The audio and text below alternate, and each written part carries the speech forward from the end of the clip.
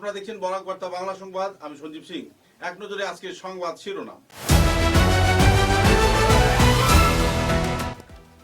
ভারতীয় রেলওয়ে মালগোদাম শ্রমিক সংঘ এবং অন্যান্য সংগঠনের উদ্যোগে শিলচরে শ্রম আইন ও সামাজিক সুরক্ষা নিয়ে আয়োজিত হল সচেতনতামূলক কর্মসূচি।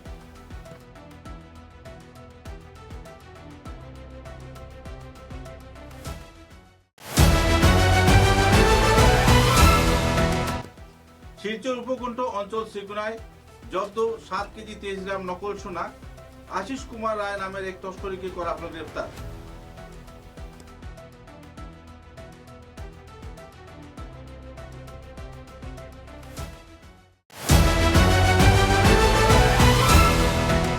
ধলাই বিধানসভা কেন্দ্রের পালংঘাট শিব মন্দির সংলগ্ন ফিশারিতে ভেসে উঠল যুবকের মৃতদেহ।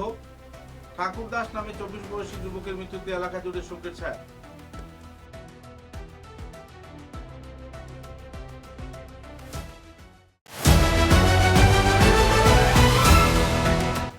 শিলচর শহরের বুদ্ধিজীবী এবং বিভিন্ন সংগঠন কর্মকর্তাদের উপস্থিতিতে ক্ষুদিরাম বোস প্রতিমূর্তির নিচে শহর জুড়ে স্পা বন্ধ করার দাবিতে আয়োজিত হল বিক্ষুব্ধ নাগরিক সভা।